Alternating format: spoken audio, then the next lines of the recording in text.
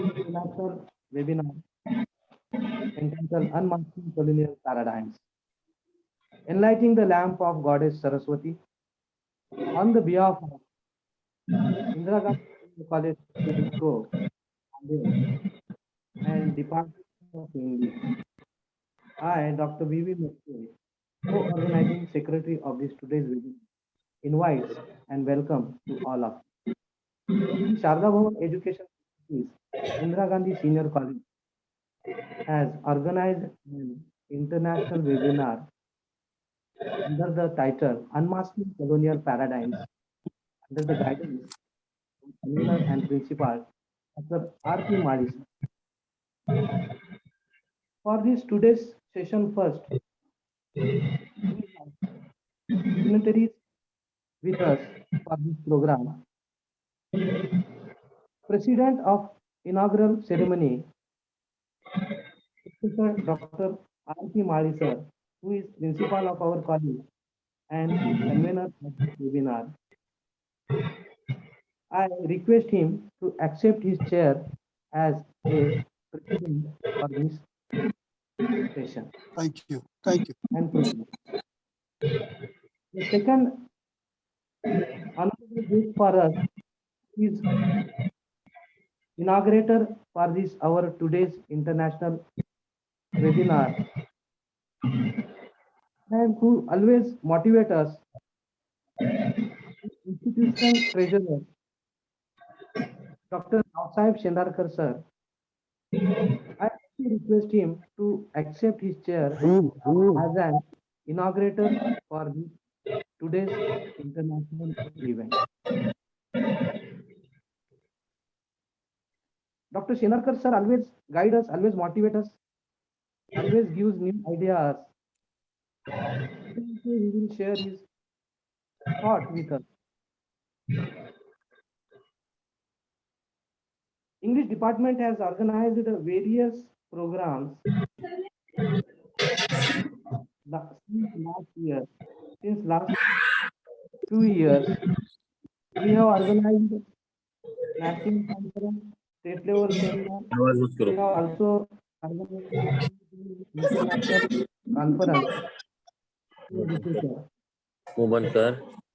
Now this pandemic period is difficult situation also. Our college is organizing lot of activities. Also, Department of English has taken the initiative. Our organizing secretary, Head Department of English, Associate Professor, Director of Okay. Mute the mute.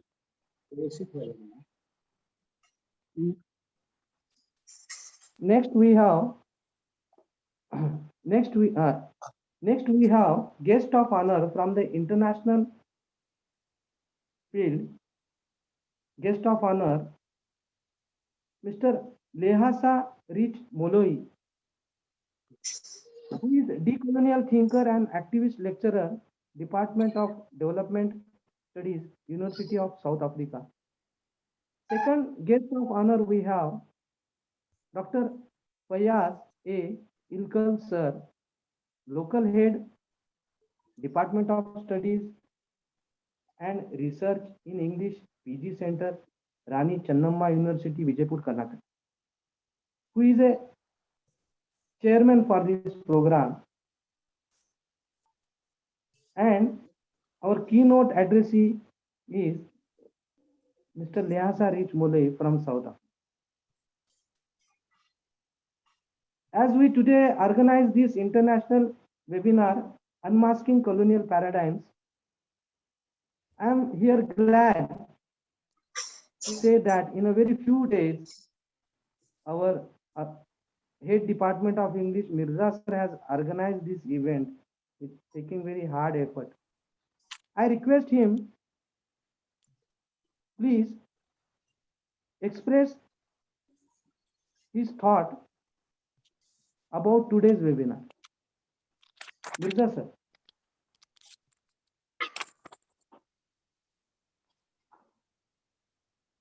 Unlock Mirza sir. Dr. Mirza. Dr. Mirza sir, Mirza. please introduce Yes, thank you, your Vishal. thoughts. Thank you. हाँ, Am I audible? Maske Yeah, सरांचा yeah. आवाज येत नव्हता. Okay.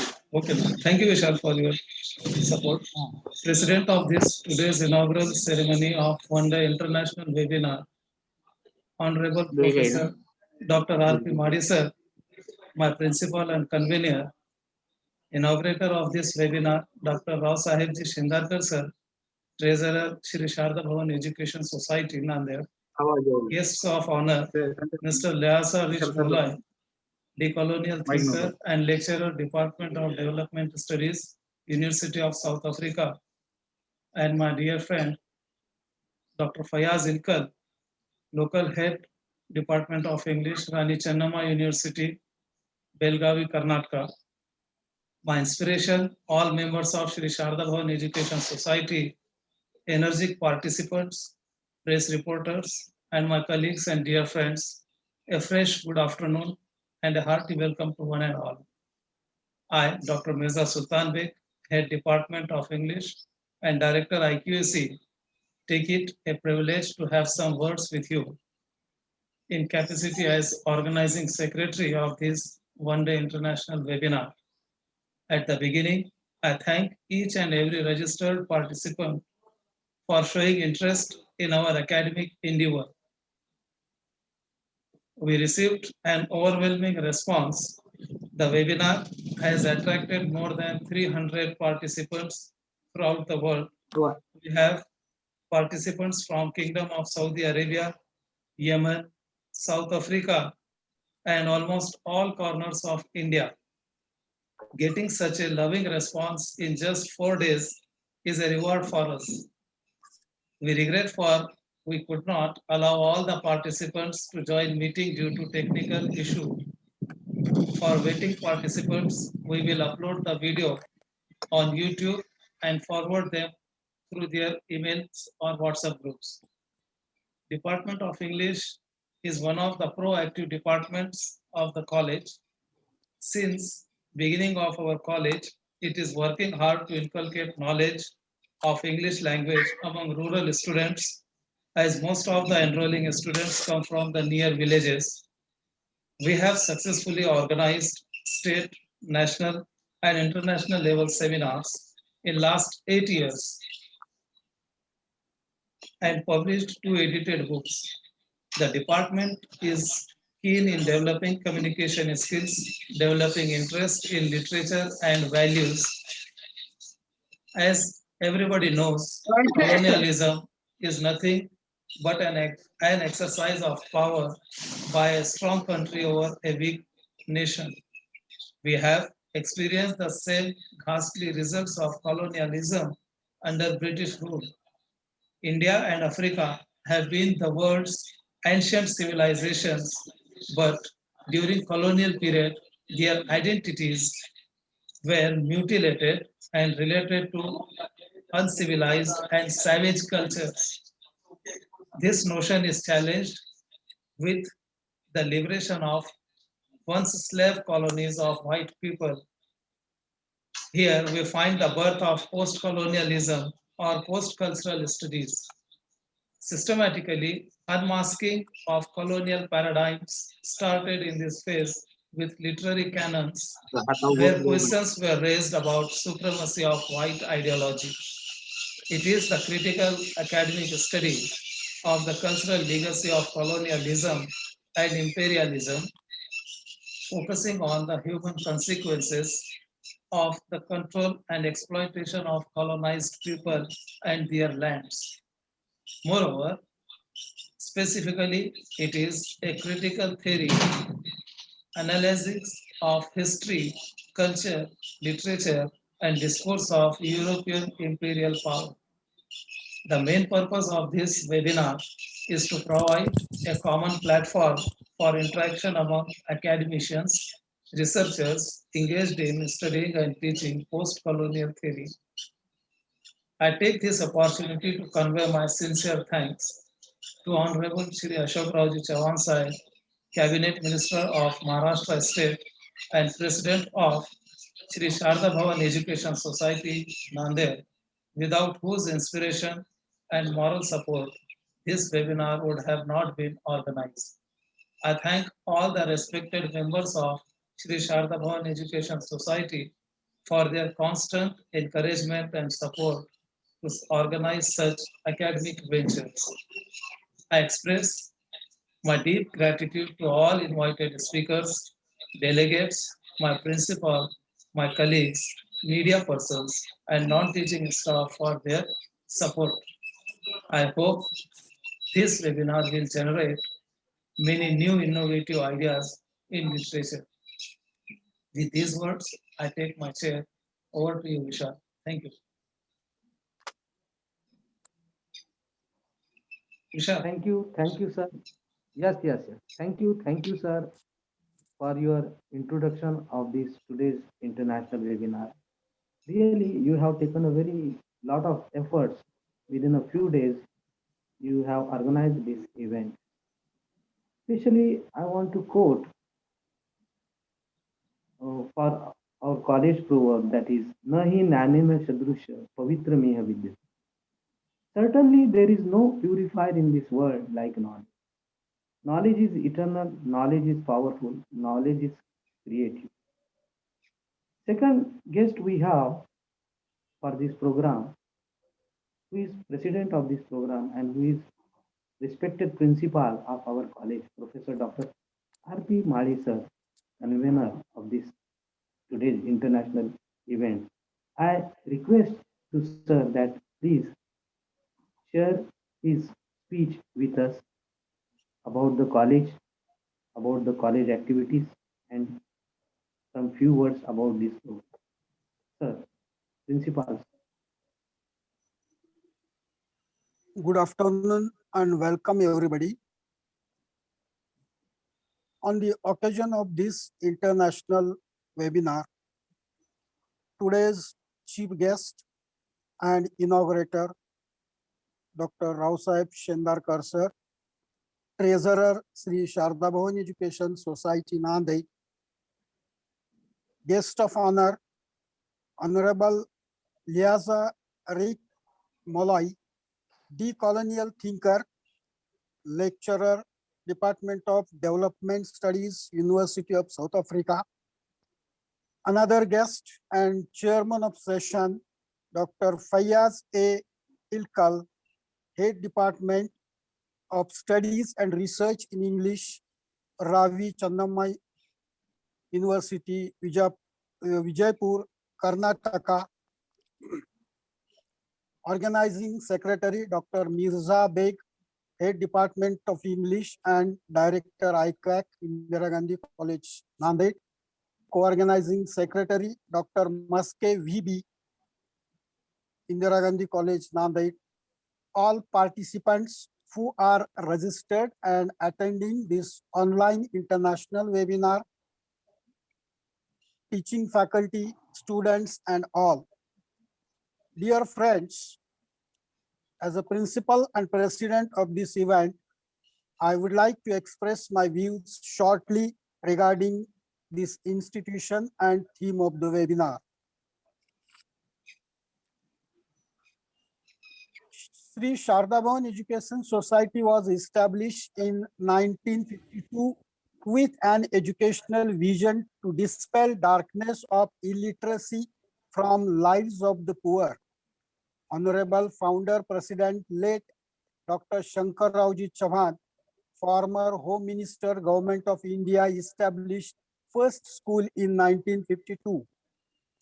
This society has kept its educational graph rising for decades.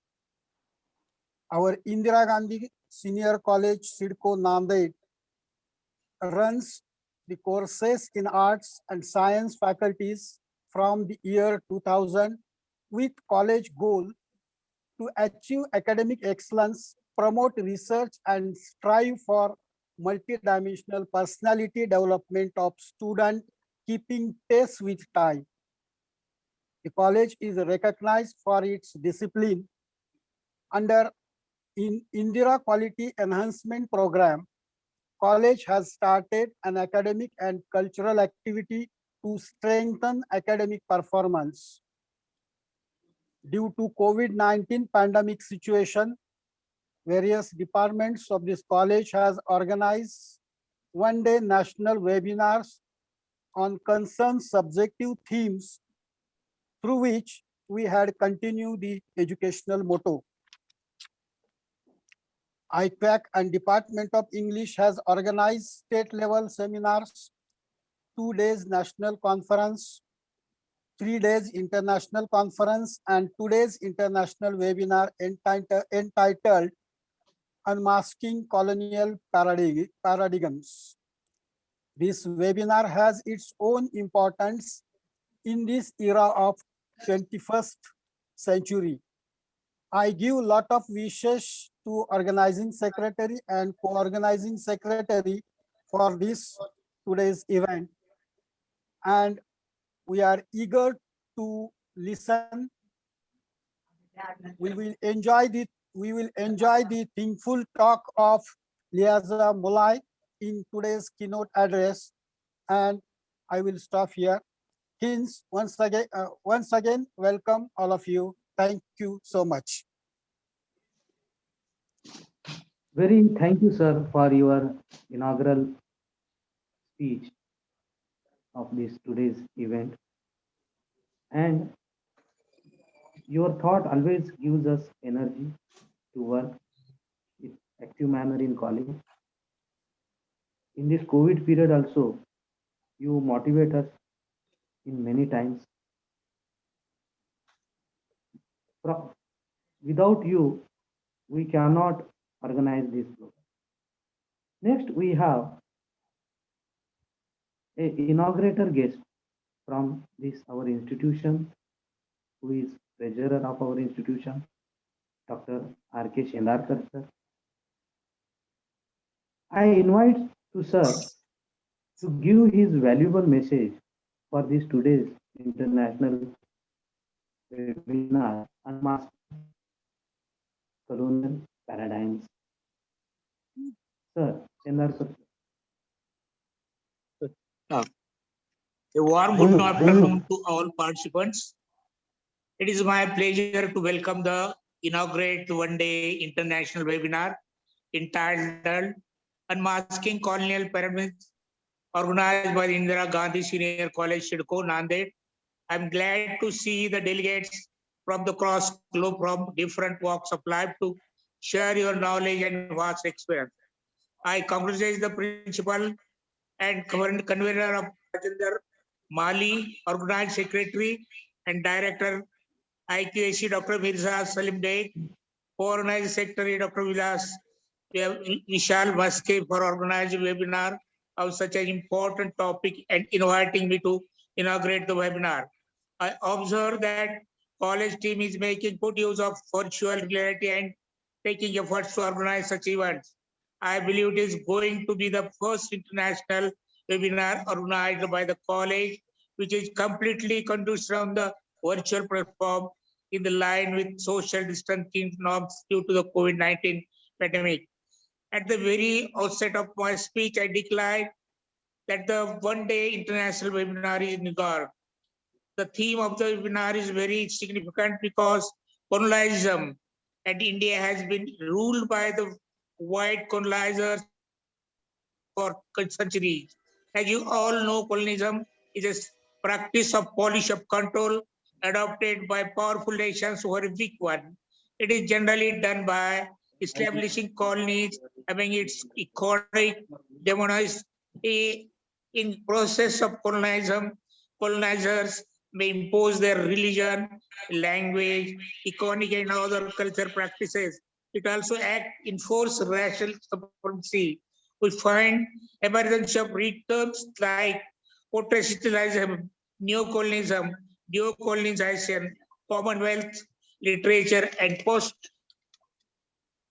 post-colonial studies only for World War II when various new nations come into existence.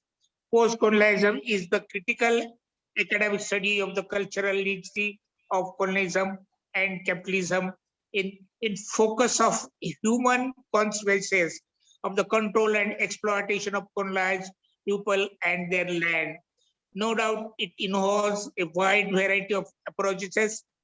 The theories believing that the colonial rules are unbelievable narrative of history. More, it is the critical theory of analysis of history, culture, literature, and discover of imperial power. Today's keynote speaker, Lehasa Moholini, lecturer of Department of Development Studies, University of South Africa, is a doctoral thinker himself. I believe that the topic of this one day webinar is very much relevant to India and South Africa, as both countries share the same colonial experience of exploitation at the hands of white colonizers. Both the countries had been rich in natural resources, wealth, and manpower. I repeat what Dr. Mirza has already told, that we are proud of have the oldest civilization in the world. In this regard, I believe unmasking the colonial pilgrims, the need of the hour. I believe that this webinar would help academicians, scholars, and students to expand their horizon.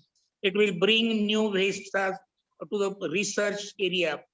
I wish all luck of the organizers, Principal Professor Rajendra Mali, Dr. Mirza Sultan Baig, Dr. Maske, and their organization team.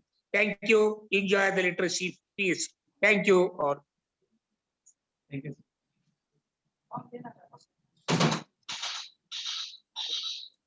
Thank you, sir. Thank you for your valuable message, which is you have given to us for this international webinar, Unmasking Colonial Paradigm. Here we have a time span, so we take a 1 minute break.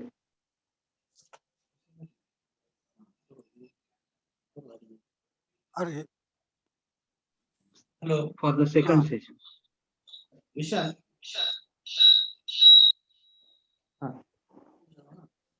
Hello. We have in the second session keynote address, guest of honor, Lehasa Rich Moloi and Dr. Fayaz Ilkal sir. Vishal, continue. After 1 minute. Vishal, continue. Continue. Okay, continue. Okay. So here we have a very intellectual message which is given by our institution treasurer, Dr. Rao Sahib Shendarkar sir, for this international webinar. Define what is mean by colonialism, what is mean by post-colonialism, what is mean by neo-colonialism. I quote here post-colonialism. You cannot continue to victimize someone else just because you yourself were a victim once. There has to be a limit. Edward says in his Orientalism.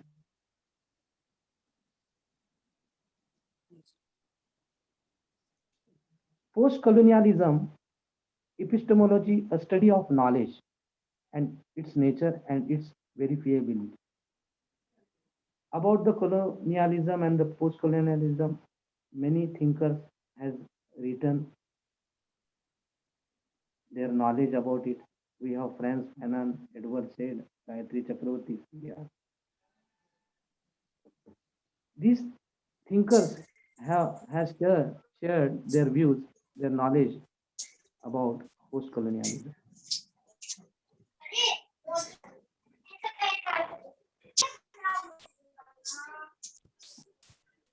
Session 1.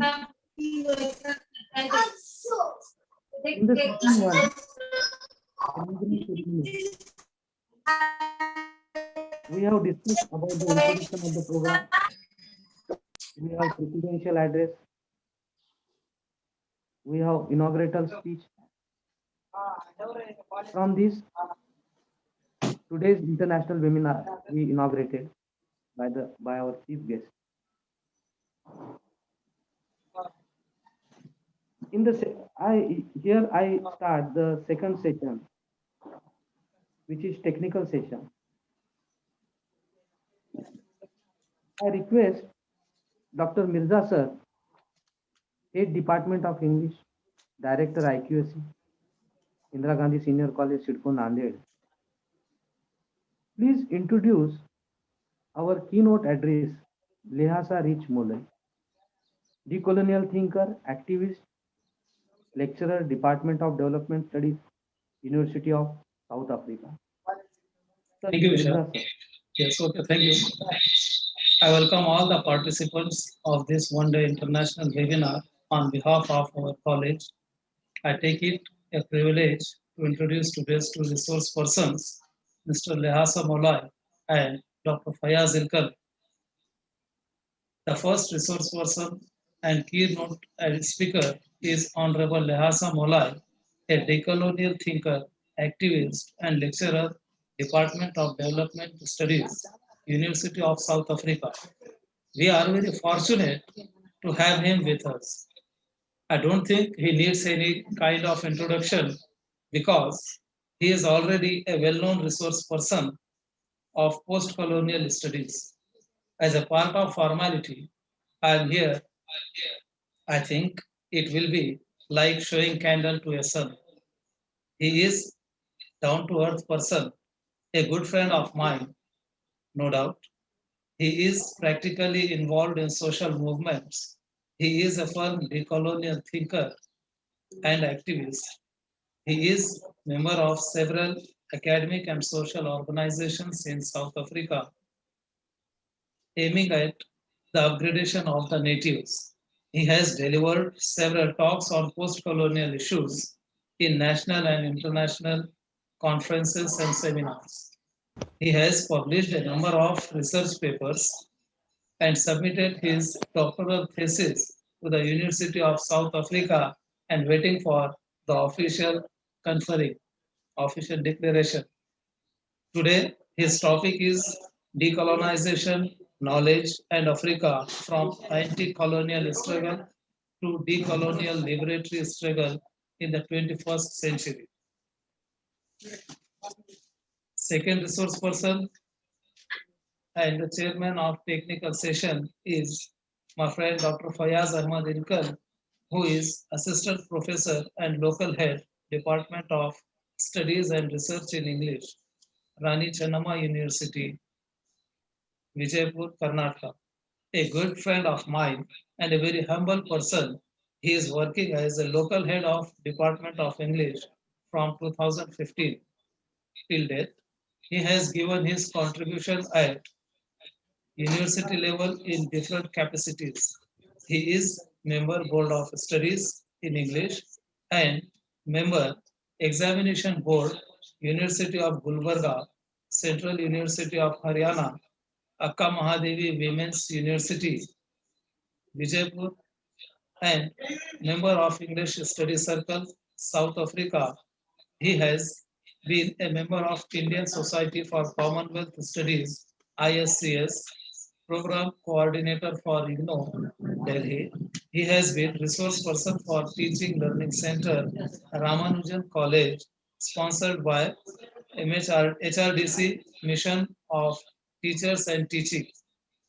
He has delivered lectures as resource person in international and national level conferences, seminars, and workshops.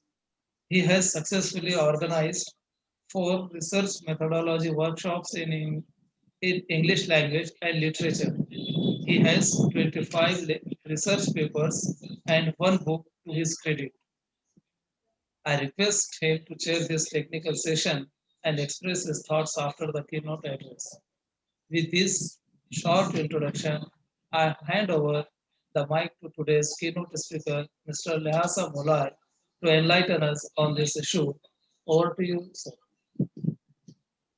Thank you very much, and I hope that I'm very audible. Yes, And, quite audible, sir. Yeah. Thank you very much to the VC or the principal of Indira Gandhi College. Greetings to the organizing committee. Thank you for the wonderful work that you have actually done in bringing us together again, Dr. Mirza, Dr. Fayaz, my buddy from Facebook. We met and crossed our Yes. paths, and that is beautiful indeed. As you have already introduced the topic of today, I'm going to shoot straight to the point without any fear on the title that you have already introduced of decolonization, knowledge, and Africa. And then taking the framework from the anti-colonial struggles to the decolonial liberatory struggles in the 21st century. As a way of my own introduction, I've had a privilege of being supervised in my doctoral studies by Professor Sabelo Ndlovu-Kacheni as the key coach. And behind my other side, I had Professor Molefi Kete Asante, who is the father of Afrocentricity based in Philadelphia Temple University. So they exist as my strongholds in the journey that I'm traveling, and they have held me together as I crossed this river. And it has not been easy, but I'm glad that thus far the struggle has been winnable. And I feel when I woke up this morning, what was in my mind, I felt it was like the re-encounter of the 1955, the Bandung moment, when Latin Americans, when the Asians, when Africans met in the moment of decolonizing in the aftermath of the Second World War. And I feel that avenues of re-encounter are coming together again very strongly, of south to south networks and reflections as we unbundle from the entanglements of colonial enslavement, which are indeed tentacles that have not only been political, that have not only been economic, but they've also been psychological and spiritual. And in the words of Ngugi wa Thiong'o, he talks about the significance of decolonizing the mind. The mind is a battlefield and is a battleground. And within that context, we deal with colonial education as a tool in the hand of the colonizing master to clone the minds of their colonial subjects, like a dog, giving them an instruction to jump, and they can only ask how high. So as we unmask the beast of coloniality itself as the dark side of this colonial brutality, we unleash our true essence of humanity as we get to understand our environment much more better. The people who do not know who they are, who their gods are, remain the imps and the imitators of their colonial masters. And we need to shackle and break the chains of slavery and begin to have the real education. And I do believe that there has been a clear relationship of many historical years between Latin America, India, and Africa. And I think one of the biggest challenges is to become careful as scholars that we do not repeat the same paradigms. The entrapment of scientific racism, which has promoted the agenda of biological determinism, which use the outer apparel, the physiological structure for an analysis and defining, or the exteriority in seeking to define what it means to be human, has become the basis at the very beginning of the rise of European modernity in the beginning of the 15th century, in a sense that it has created racial hierarchies in the labeling of people by ignoring the content of the character of what is contained within the body itself. And because of that, it has become very easy because this demon replicates itself to the point that even those who are within the constructed narrative of the global south can fall in a trap of repeating in a cyclical way the same paradigms that we were taught by the global north. And I think we therefore have to be very careful that in our war against colonial paradigms, we do not seek to reinvent the wheel in the pursuit of conquering over each other. For the sake of time, let me go step by step with regard to the topic as per my presentation. In terms of the abstract that I've provided, I have highlighted that what Africa knows about itself and its different parts has been profoundly impacted by colonialism and its legacy. That is according to Ali Mazrui. From anti-colonial struggles of the 18th century to the decolonial liberatory struggles in the 21st century, even in the aftermath of the post-independence epoch, which is in the 1950s, beginning with Ghana in 1957, Africans continue to push to free themselves from the snares of Euro-modernity project that has dehumanized them. Therefore, this presentation aims to delve deeper into the unmasking of the making of the modern world and its shifting authors from post-1492 to the rise of the modern world, from the rise of the colonizing intent to the post-1648 Westphalian Treaty, to the post-1884-1885 Berlin Scramble that was held in Germany, to the post-1945 United Nations sovereign state system, to the current deepening calls for African renaissance through epistemic decolonization as a site of ideological warfare. I aim to segment my talk into the following sections. First, I will provide an analysis of what fundamentally colonialism is.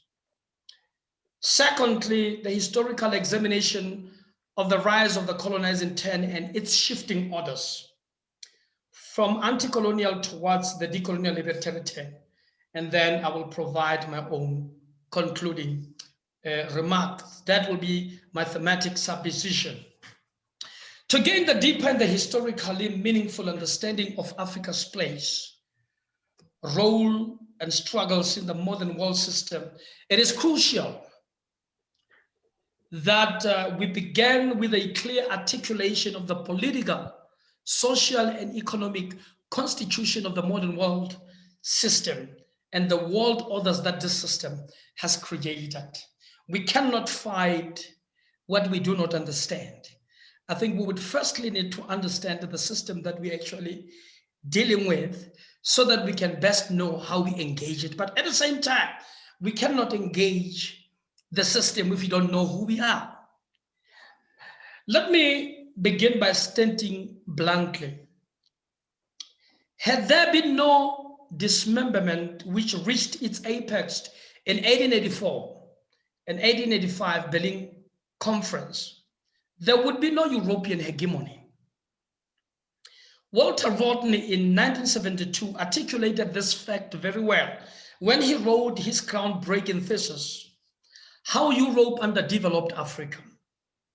Rodney shifted the geography of analysis by clearly articulating the ripples of colonialism from African viewpoint.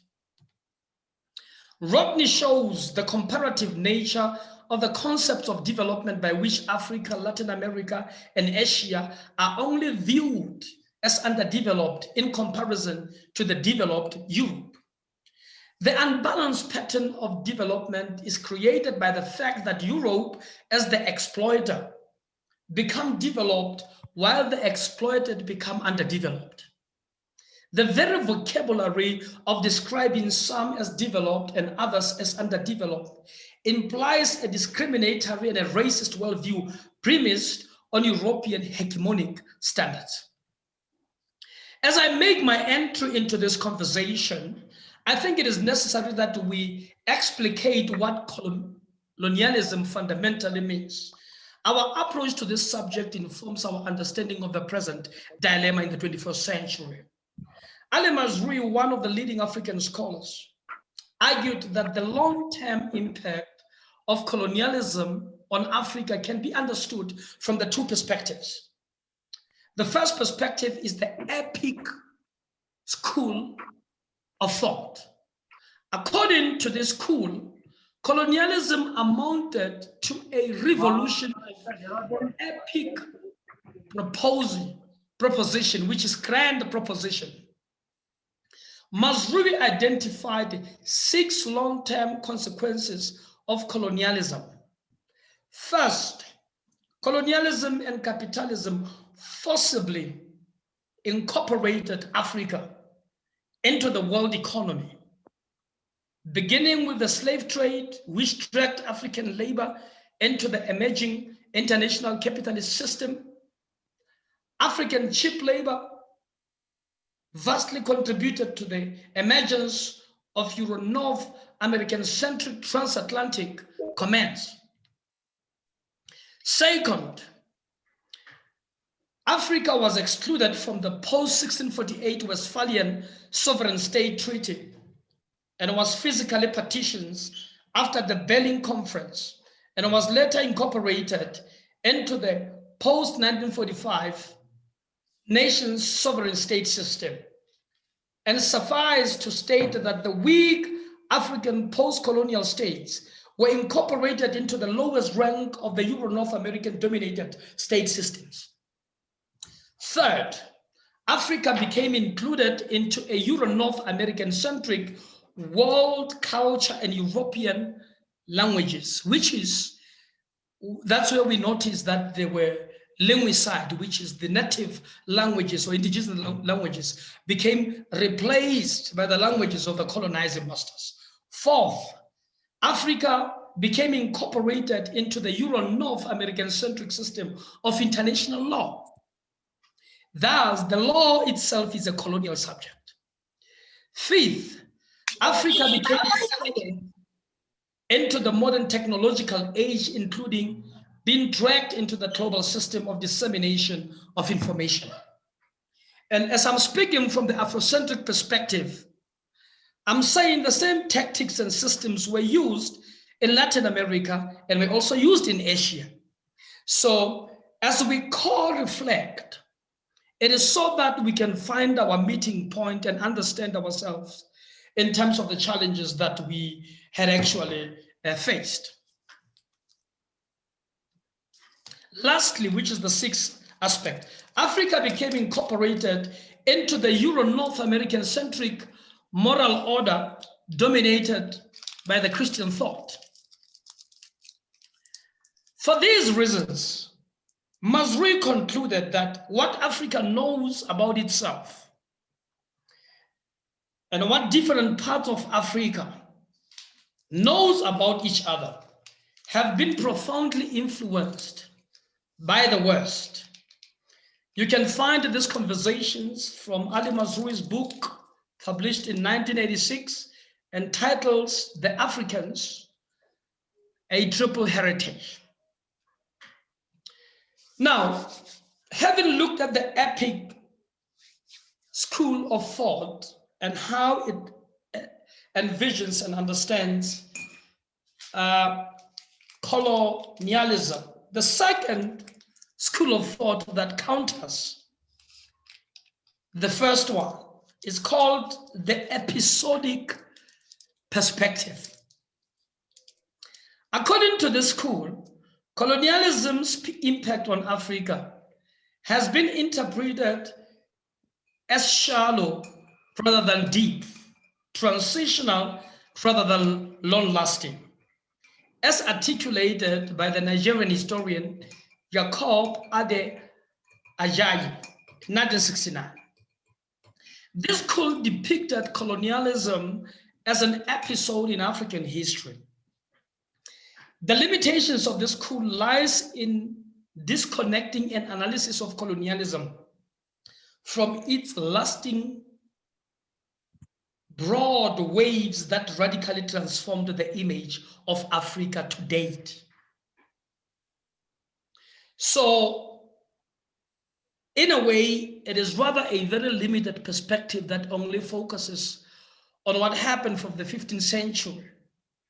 And then for most people who are located within that school of thought, they believe that when the 1950s arrived, Africa became independent and became liberated, but they could not deal with the rippling effect of the automated program that continued to drive the agenda of the states, like the GPS, with the voice that keeps on saying 10 left, 10 right, with some economic entanglements and ties. So that perspective the episodic school could not deal with those aspects. It merely assumed that when independence had come, people voted, then it was over. Now, having unmasked the essence of what colonialism is, I will move to the second point now, where I deal with unmasking the rise of the hegemonic colonizing term, which is the making of the modern world system itself. And I'm very clear that this point will directly connect with the point that has actually been raised as the theme of this webinar.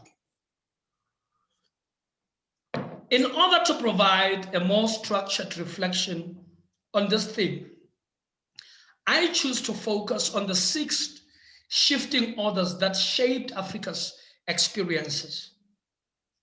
From the birth of colonialism as a process to the very present moment we find ourselves. The first marching order of the modern world system, I will label it the post-1492 order. As it is a known fact within the decolonial circles, the modern world system structuring process has been described by one of the leading decolonialists, Ramon Crossfugel, as racially hierarchical, patriarchal, sexist, Christian-centric, Euro-American, Western-centric, heteronormative, capitalist, and colonial superstructure. He went into the details. I've always had a privilege of attending the summer schools, both in South Africa and in Barcelona. His energy, whenever he articulated on that, you could see him spitting fire from his very eyes. Now, the age of modern colonialism began about the 15th century, following European voyages of discovery of the sea route around Africa's southern coast, 1488. This is the time around which Bartholomew Dias arrived in the south of Africa, the city today called as Motherland, which is Cape Town. Not only in 1488 in the southern tip of Africa, but also in Americas, the arrival of Christopher Columbus in 1492. Through discovery, conquest, and settlement, Europeans colonized the world with an objective to spread European institutions and culture for their own survival to the exclusion of others. The main reason behind colonization was to serve as the source of inexpensive or cheap labor and natural resources. This created wealth for the colonizing powers and impoverished the places that they have colonized. Thus, the rise of the colonial term can be summed up as the process born from the rise of modern Europe in 1492 as a self-inaugurated center of the world history, which created the periphery that surrounded. This usurpation of the world history involved the colonization of space, of time and knowledge and being, which is the ontology of the colonized subjects. That is according to Ndlovu Kacheni. Therefore, from that point on, the story of human civilization became posited as progressing from the Greek and Roman classical world to Christian European feudalism, to European capitalism, right up to triumphalism of the United States of America as the sole world power. In the words of Paul Lehasa, this narrative of history can be described as the Athens to Washington discourse.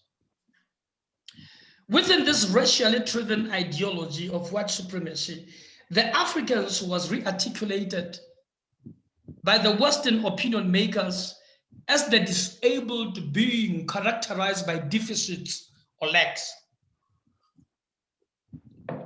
Ramon Kosfugel argued that we went from the 16th century characterization of people without writing history to the 18th century and 19th century characterization of people without history, as we know Hegel's pronouncement in the 18th century lectures on history, in which he assumed that Africa is an ahistorical part of the world which does not even have culture nor civilization. Then we move from the 20th century characterization of people without development, who now needed to be modernized. Then we moved to the 20th century characterization of people without development. More recently, in the early 21st century, characterization of people without democracy. So we have actually been characterized by the series of lacks. Now, moving from the 1492 as one of the first orders that signaled the rise of the modern system, one of the second critical moments is the post-1648 Westphalian Peace Treaty. This treaty signaled the end of 30 years of war in Europe, and it set the path for institutionalism and norming of the modern world as the juridical political formation, which gave birth to the modern nation-state institution concept. As a result of this treaty of 1648, the dominant European states agreed to recognize and respect each other's territorial sovereignty. The most important point is that under the Westphalian Order, African people and so are Latin Americans and the Asian people were not considered as part of humanity that was expected to enjoy national sovereignty. This treaty ensured that Western powers were empowered to contract treaties with one another, provided that the emperor and the empire suffered no prejudice.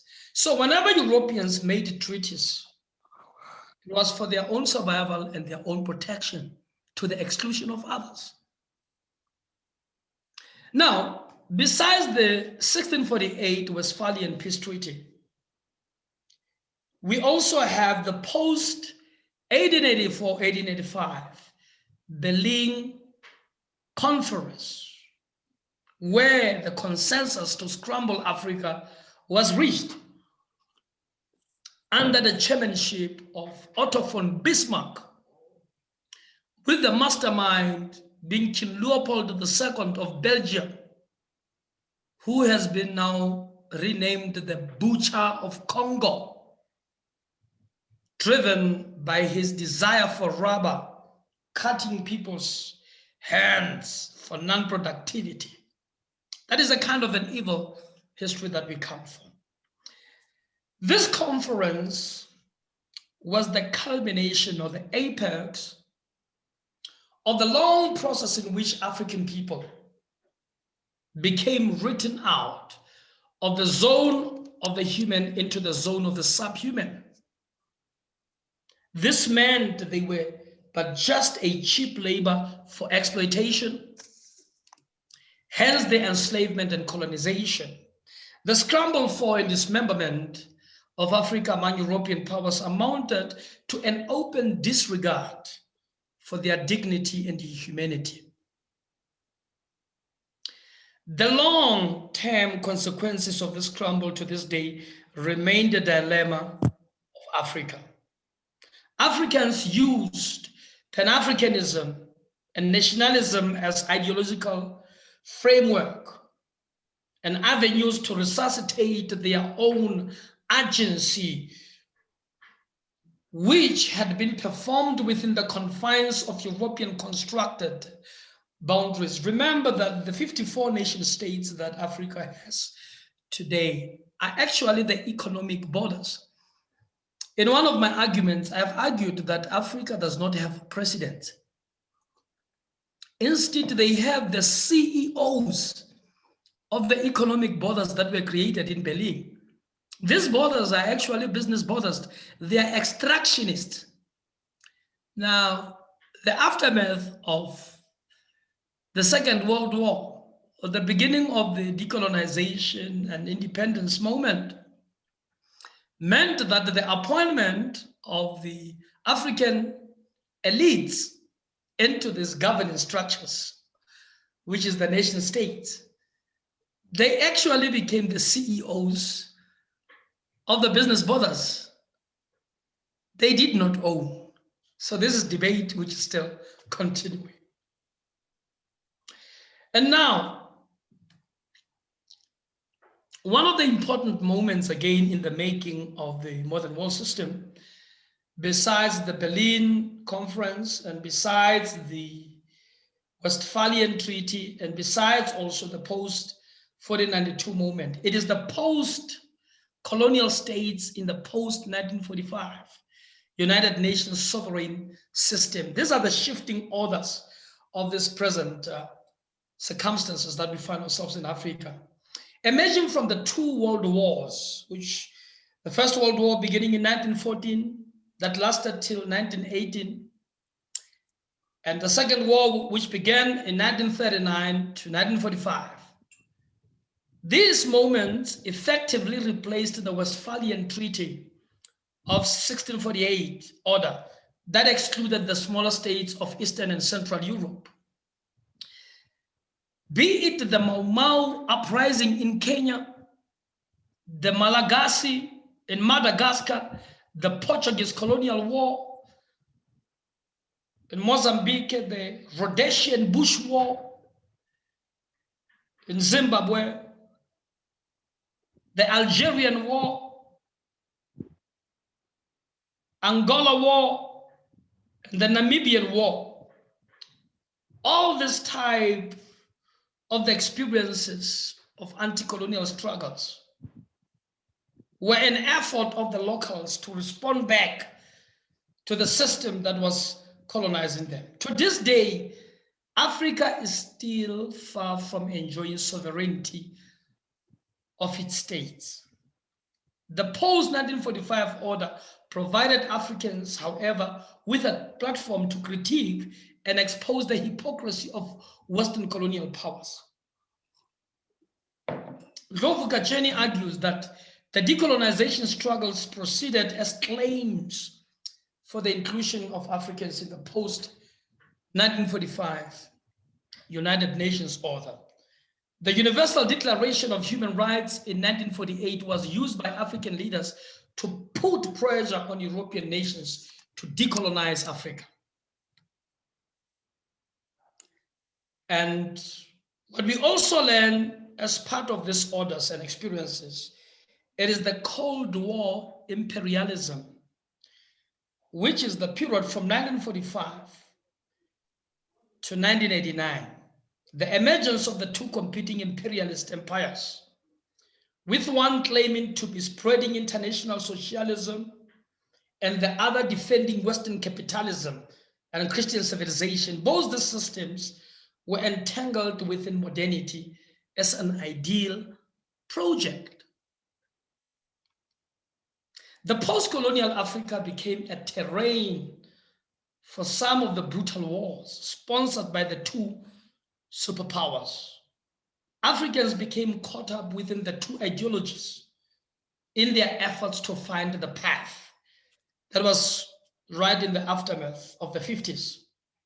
But this meant they remained entangled within the dislocative and African ideological trajectories, whether it was socialism and whether it was capitalism. We became caught up. You know, they say when two bulls are fighting, only the crown suffers. Africans had not had an opportunity of expressing their own thinking.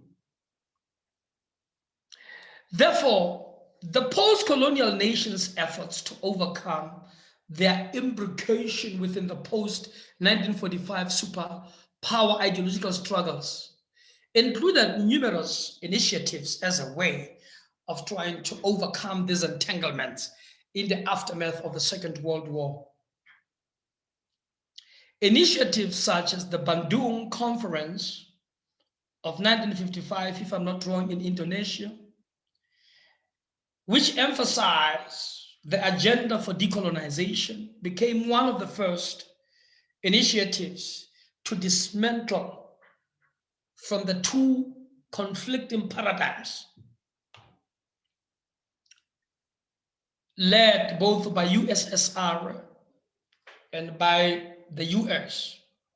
The non-aligned movement, the new international economic orders. These are some of the initiatives that were taken by Africans, but also in conjunction with Asia and Latin America to fight back.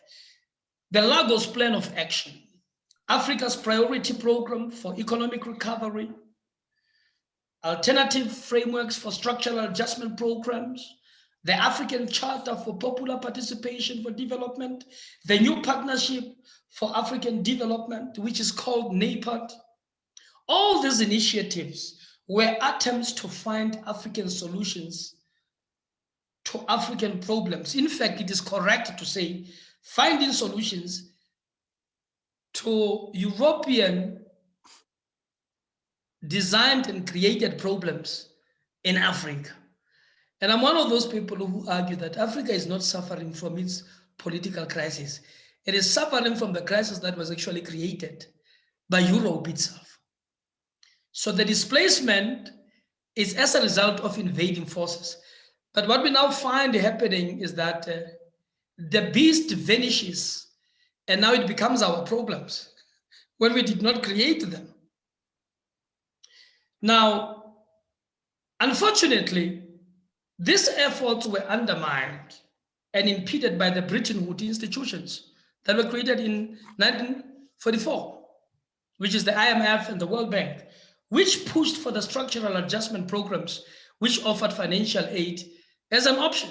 And we know that aid was not really aid. It was their negative way of investing. How do you borrow somebody who is not in control finances, other than using that as a form of monopolization? Therefore, what becomes then important, having laid down the background of the shifting orders of the making of this modern world system, one of the aspects that therefore becomes important, as indicated in my subdivision of my talk, it's now to look at the move from the anti-colonial struggles of the 18th century to the modern 21st century decolonial struggles. Remember that anti-colonial movements, as I've already described them, occurred from 1880. And if you look at that time there, that period in time, it was not far in the aftermath of the Berlin Conference. African people were not part of that meeting of 14 European nations in Berlin, in Germany. These nations decided by themselves. So from there, African people only realized with the infiltration of the military regiment and the Christian missionaries. And indeed, there was a war going on. Therefore, they had to create some sort of, reaction strategies to survive. All those responses of anti-colonial movements were responses to European imperialism on the continent. These movements remain theaters of nationalism and discourses of nationality as avenues of survival. What is important to understand is that these movements could not dismantle the colonial legacies. Instead, they became subjected into neo-colonial stratagems by former empires. To this effect, Kwame Nkrumah of Ghana in 1965 wrote a book titled Neo-Colonialism, the Last Stage of Imperialism. Inasmuch as war was waged to confront the colonial administration, they could not dismantle it. Therefore, the post-colonial states in the aftermath of Second World War,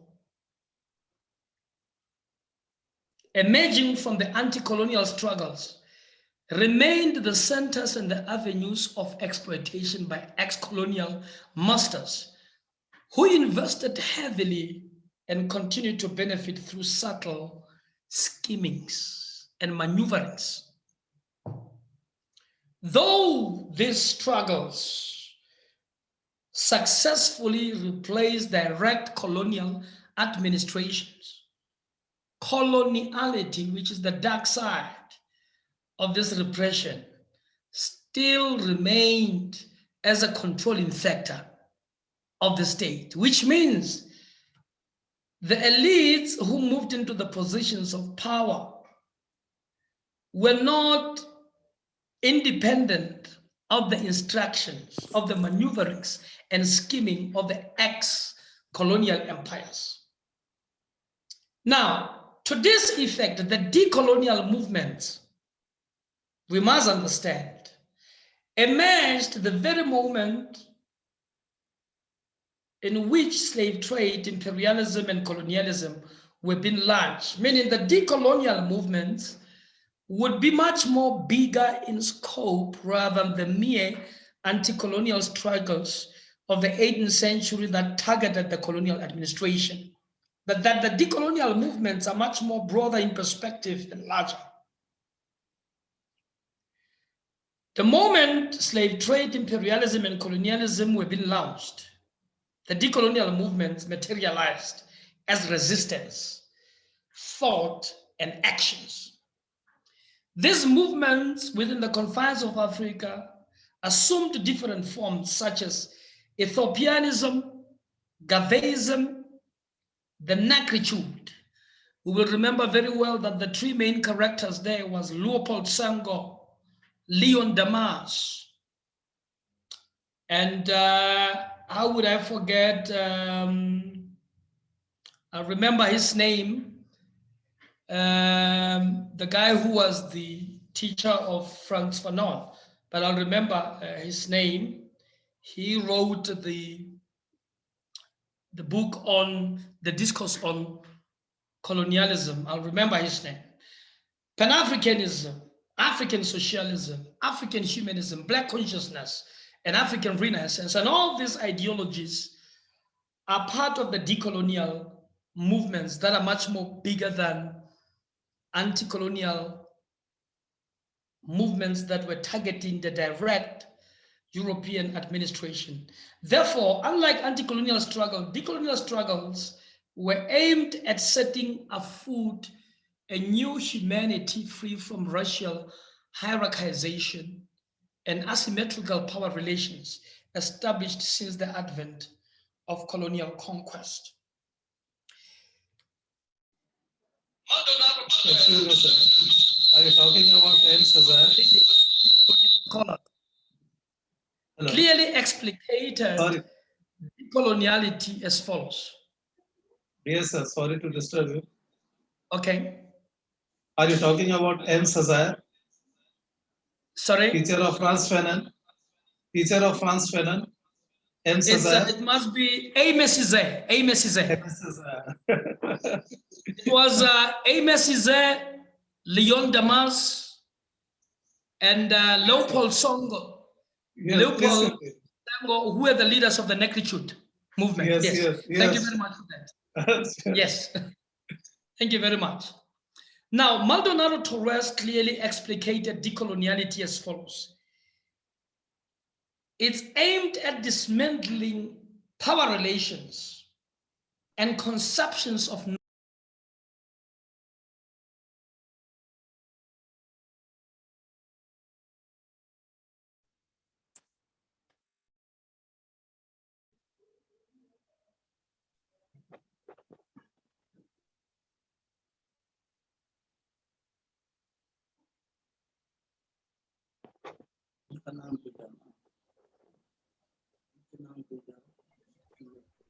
Excuse me, Lehasa. Yeah, please unmute yourself. You have muted. Yeah, please unmute. Yes, yes. Can you hear me now? Yeah, yes, please go ahead. Oh, thank you very much. Thank you very much. I'm almost moving towards the end now. The point that I was saying was that decoloniality as expressed by Maldonado Torres, more than the anti-colonial struggles, it is aimed at dismantling power relations and conceptions of knowledge that seeks to reproduce racial, gender, and geopolitical hierarchies that came into being since the inception of the modern world system itself. And for that reason, there are three critical analytical units that informs the decolonial struggles. Firstly, it is about decolonizing powers that be, which is the political systems themselves. Decolonization of knowledge and the decolonization of the ontology, which is the being. To fully redeem the colonized from violent hegemonic discourses. So the agenda of the decolonial movement are not merely just about overtaking the political offices of the structures created in service of Euromodernity, but it's about changing the course of humanity, how we think, and about the restoration of the idea of the human itself. For this reason,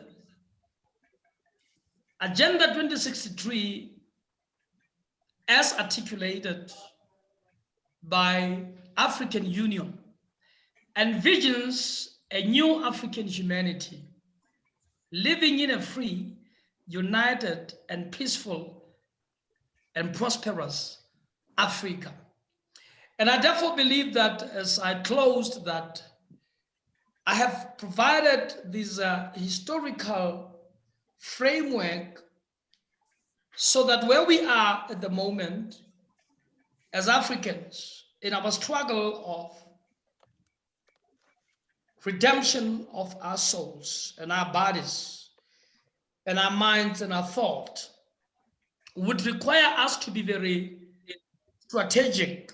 We need to take a resource of our own cultures, resource of our own knowledge systems as the jet or the stasis or intellectual standpoints from which we are then advancing. We need to re-engage our own histories, not only from the moment of colonial invasion, but we need to take power and look into the ancient histories of our ancestors and their wisdom that has brought us to this point.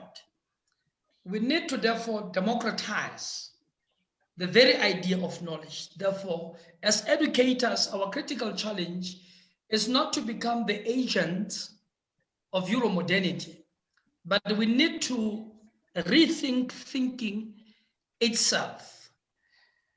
Whether we are located within the community cultural institute, whether we operate within academic institutions of multiple sides, let us wage war from where we are located to unmask, and we need to deal with the root cause of what has actually created the current colonial domination. Thank you very much. I appreciate it. Over to you, Vishal. Yes. Thank you, sir, for your valuable keynote address for this international event. You have in detail expressed colonialism, historical colonialism, the place Africa, which is ruled by Moor system and exploited socially and economically in the modern world. Especially you refer the sentence, we cannot fight what we not understand. Your intellectual speech, which enlarge our knowledge, related our topic, this international webinar, Unmasking Colonial Paradigms. You have given your valuable time.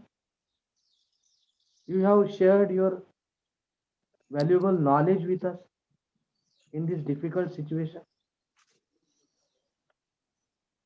We are all very much thankful for your keynote address. I request to Mirza sir, please introduce our next resource person. I have already introduced him to our audience. I request Dr. Fayaz Ilkan. I request Yeah, no issues. I'm very much here, but the thing is, I'm running short. Yeah.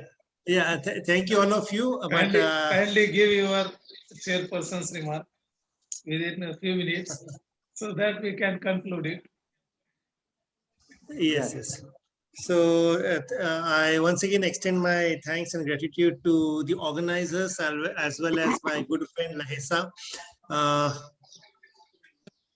for giving such an enlightening session, because most of us we all are common sufferers because we all are we all were colonized, and now there has been so much of literature produced in post-colonial perspective, and then now we are victims of neocolonialism. Yes. Isn't it? And there are positive effects as well as negative effects of colonialism, as well as post-colonialism and neocolonialism. Yeah. Hello, Dr. Fayaz, open your video. And the way we have been connected, I'm sorry to say, one has to revisit The Empire Writes Back. No, it's not the empire which writes back, but the sufferers who are writing back. Yes, absolutely. We are co-sufferers, and we are also being benefited out of it.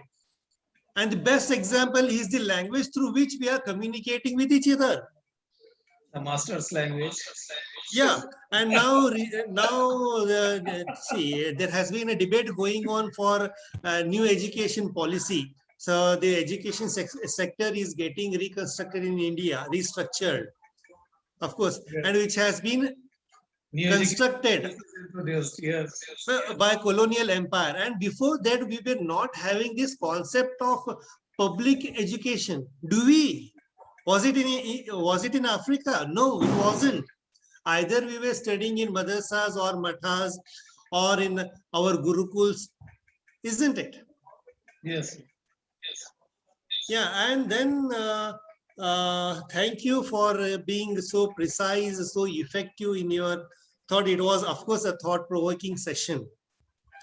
I am also involved into so many things, and then next month we are going for NAC preparation. So because of that reason, I just requested my dear friend Dr. Sultan Mirza to just make me chairperson of this session, and it was a very lively session, and I should acknowledge you. Lehasa, you deserve all the accolades for this. grand presentation. And on behalf of the organizers also, on my approach, when I extended this invitation through Mirza, Sultan Mirza, I asked him that, see, this is the college which is inviting you to just share your ideas, because they are going to have a larger public. Because just imagine in offline mode, we couldn't have connected with each other. Yes. And again, this is an impact of colonial impact. So whatever it may be, even I would like to say that they needed unity, because unity, and then the concept of nationalism was not known to us at all. I think you also agree with me. And not only the Indian continent, but even African continent, even now also post independence, post colonial, also into post colonized countries. Even now also we are finding there are so much of civil wars which are taking place now. And the same situation was prevalent when these colonizers had come to our country, wherein during colonial period, it was about discovery, it was about expansion of territory, and now it is about having control over the others' market. Yes. Which also started from First World War, Second World War, and then Gulf War, and it is still prevalent. And there has been a mad rush in accumulating new weapons as much as possible, but on whom you are going to use them? There has been a big question.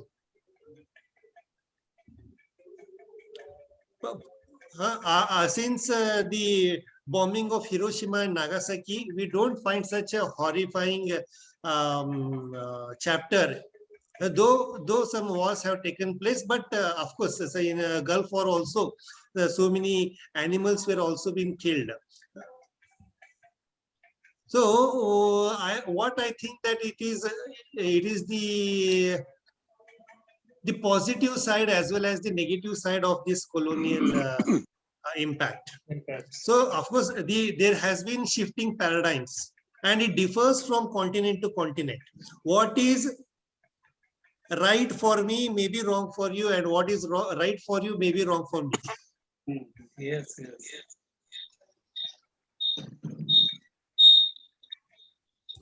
So this much I would like to thank you for giving me an opportunity for sharing this session. And then it was a really a privilege for me to share screen with my friend Lehasa Moloi. And once again, I thank the organizers for giving me an opportunity to share this session. Over to you, Sultan. Okay. Pardon? Thank you, sir. Vishal? Thank you, sir. Hello? Yes. Just come to the next activity. I request Mirza sir to give vote of thanks of this international webinar. Okay, thank you, Vishal.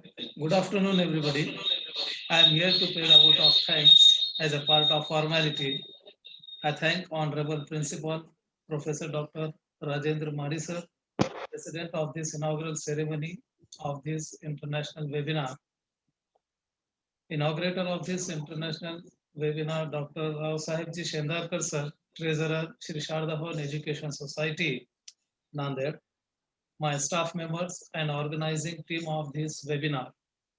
I have special thanks to our inspiration, Shri Ashok Rao Ji Chauhan sir, President of our Education Society, for permitting us to organize this event. I thank all the office bearers of Shri Sharda Bhavan Education Society. Today's keynote addresser, Mr. Lehasa Rich Moloi, the Colonial thinker and lecturer, Department of Development Studies, University of South Africa. My friend, Dr. Fayaz Ilkal, Head Department of English, Rani Chennamma University, Belgavi, Karnataka. All the dignitaries, energetic participants. Sorry to interfere, Sultan. Maybe there must be some questions in the chat box. Let me check. If Lehasa is ready, just ask him whether he is ready to take up some questions. Okay, before I sum up, I request all the participants, if you have any question, kindly leave a message here so that we can communicate to our resource person, keynote addresser. Yeah, Lehasa, are you there? Yes, he is there. He is very here. Yeah. Are you ready to take up some questions? Let us have some discussion. No, let me check the chat box. Yeah, it's there. One of my research scholar, Renuka Desai, she has typed some questions there. Lehasa, can you listen me? Am I audible to you, Lehasa? Hello. Yeah, okay. The question is, what is the position of native language writings in this modern and postmodern age? Lehasa?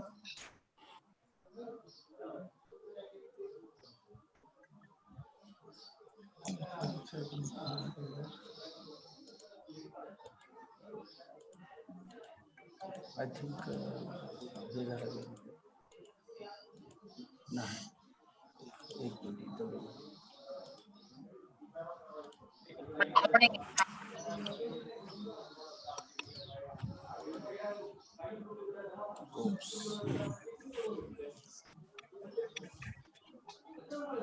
Okay. We will communicate the question to Lehasa, and we will be in touch with your candidate. I think he has left. I also thank my all colleagues, teaching and non-teaching staff for their wholehearted cooperation in making this webinar successful. Special thanks to my friend, Dr. Milind Lokhande, Assistant Professor, Department of Zoology, for providing his technical support and timely help in this organizing this webinar.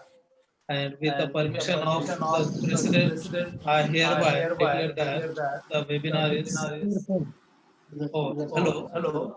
There is a notice for all the participants. Kindly submit your feedback form, and so that you can get certificates through your email. The link will be open from 4 o'clock. today, tomorrow 2 p.m. After tomorrow 2 p.m. You can submit your feedback form from right now to tomorrow's 2 p.m. Thank you one and all. Sir, with the permission of Professor Marisa, Yeah. can I Yes, conclude? yes. Yeah. Permit? Yeah. Oh, with your permission, I Okay. conclude. Thank you one and all. Jai Hind. Okay.